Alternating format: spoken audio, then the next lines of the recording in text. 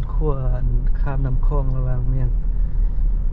หลวงพระบางกับสยบุรีนะงามกว่าบนนี้นะ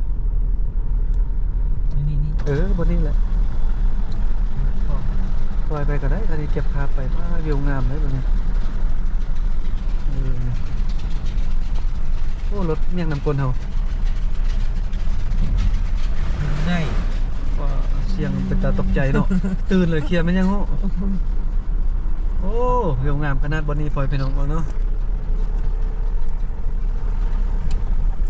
นี่จะเป็นขั้วข้ามน้ำคลองระหว่าง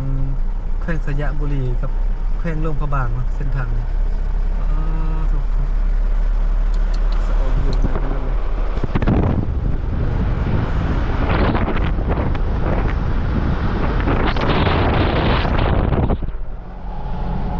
โอ้วิวงามขนาดเนาะ